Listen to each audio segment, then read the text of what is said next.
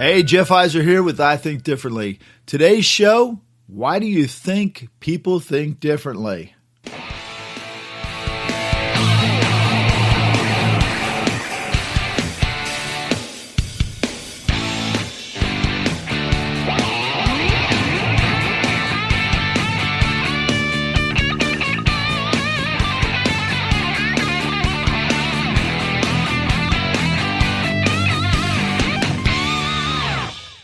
Hey, thanks for joining today's show. This is Jeff Heiser, and I Think Differently.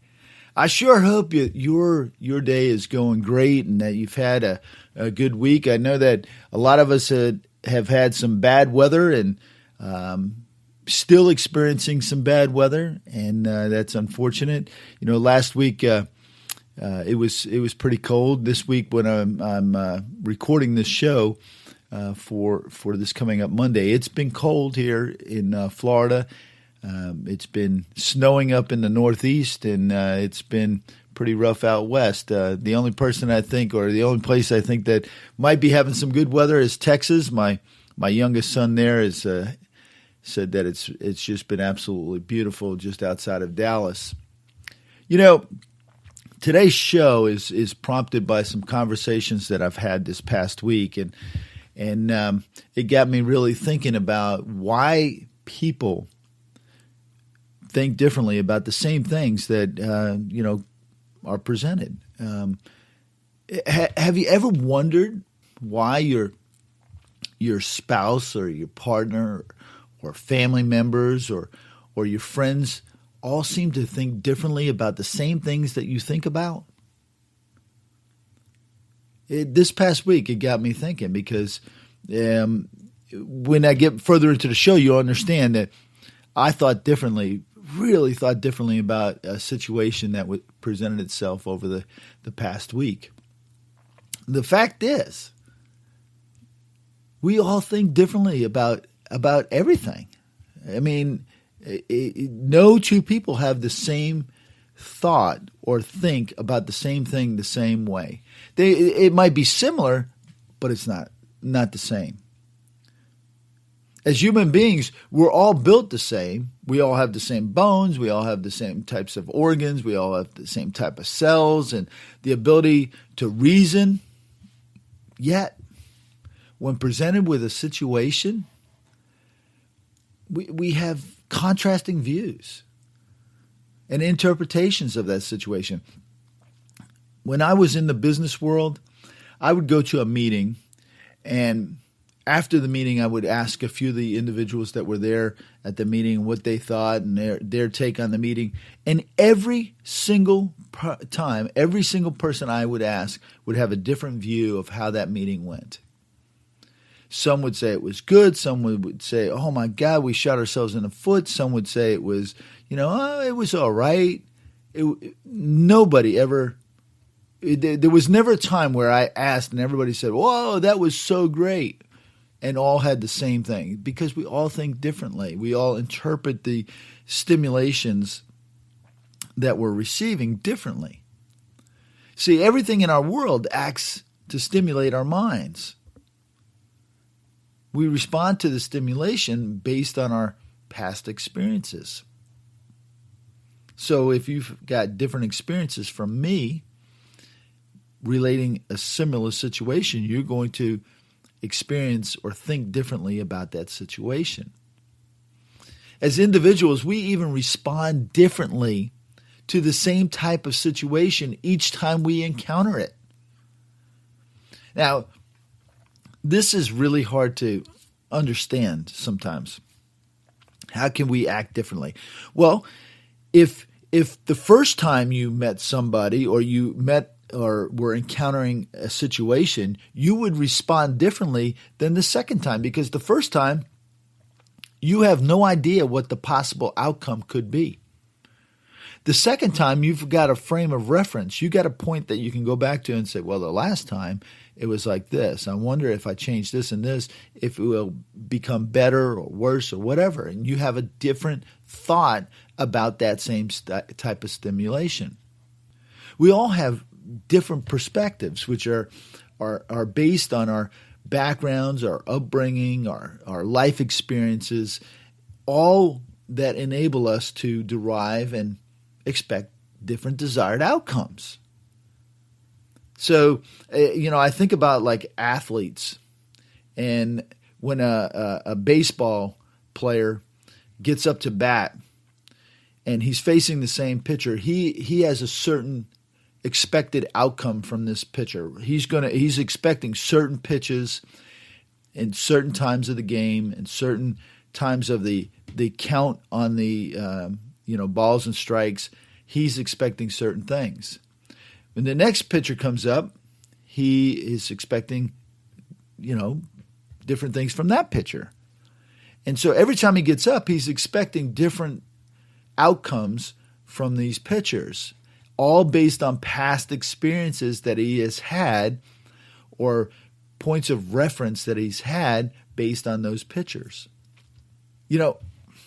This week, this part of the show, this is what got me thinking this whole show and about thinking differently. This week, my brother, he finally got to take some needed time off, and he really has needed some time off. And he took some time off to take a trip in his motorhome. And he spent a great deal of time preparing for this. He had all kinds of service done to his motorhome. He did all kinds of preparation, on the inside, getting supplies and, packing and all that kind of stuff, and just making plans for the trip. He was heading to Washington, D.C. to see the cherry trees blossom. They have this big bloom, and he was heading there to see this bloom and visit some of the monuments that he had not seen before. And believe it or not, there are people that haven't seen some of the monuments before.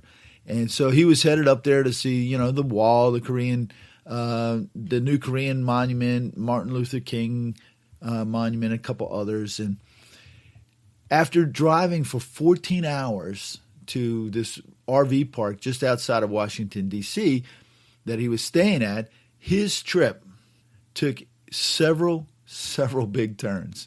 And I have to laugh because his perspective of it and my perspective of it are two totally different things.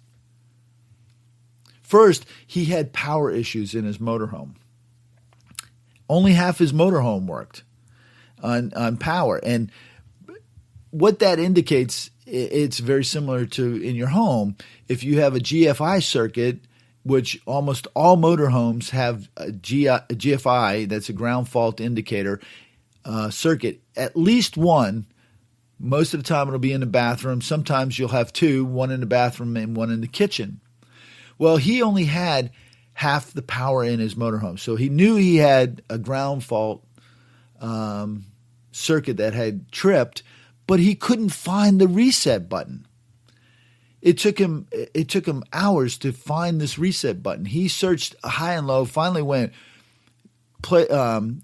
outlet by outlet by outlet, switch by switch by switch, and he finally found it, and then he was able to restore the power.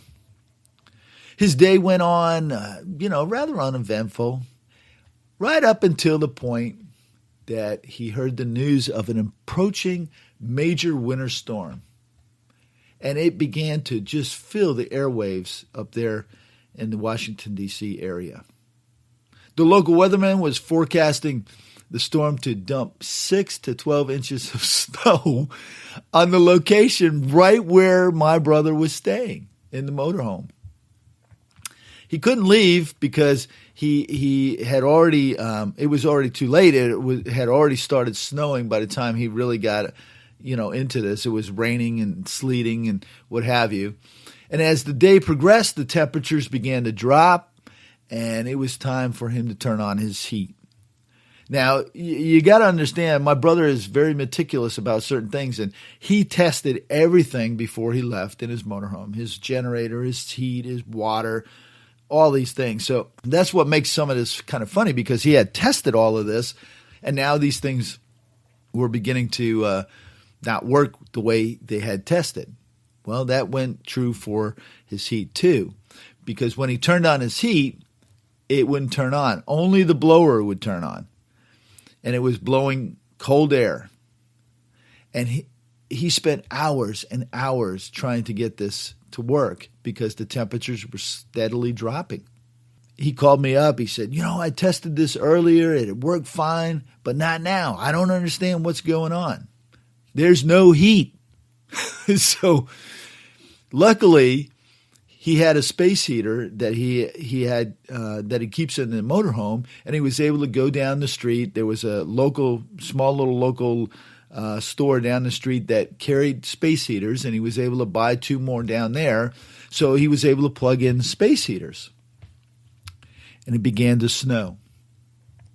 When he woke up the morning of March the 21st, there were several inches of snow on the ground, with the snow continuing to come down. The snow came down all day. It came down the rest of the night. It came down in the morning, and there was ice all over the following morning. The city was completely shut down. No Uber service, no taxi service, no mass transit, no metro, no open stores, no restaurants, no gas stations. Nothing was open. The roads were even closed. So even if he could get his motorhome out, he couldn't go no place because everything was closed down. As we exchanged text messages back and forth, he told me, "Man, I come all this way not to do what I want, not to do this." This is where I think differently. People think differently based on their life experiences. I already said that, and I believe that, and it's a known fact. That's what we base our the way we think about things is based on our background, our upbringing, and our experiences. See, I reminded my brother about a Boy Scout camping trip that we had went on when we were kids. On that camping trip, it was the last camping trip that we did living up north. And I think it was like in January. On that camping trip, it snowed starting Friday night when we got there until Sunday morning. And it completely covered our tent. It completely covered everything in our campsite. And I thought it was the most awesome camp out I had ever been on. I was able to do some of my survival skills that I learned, take the logs and put it on top of the snow and build the fire on top of the logs instead of on the snow and all this stuff, and cooking in the snow. I still remember that trip as being one of the most awesome scout camping trips I had ever went on. For my brother, I don't think it was. And here after 50 years, he was once again camping in the snow. See, I view his trip as an opportunity to be completely shut down, allowing for total personal downtime. No interruptions, no connections. An opportunity to be totally disconnected from the daily craziness this world gives us, with no place to go and nothing to do except to experience the moment of uninterrupted personal downtime. In my brother's case, I believe the universe was sending him a message, a clear, plain message. And I think the message went something like this: well, if you think you will not take some downtime on your own time, I'm taking all your options from you and giving you the downtime you need. See, my brother doesn't see it like this. He sees it as, I drove all this way for this? It's so unfair. The important part of this story is that there are reasons this happened to my brother.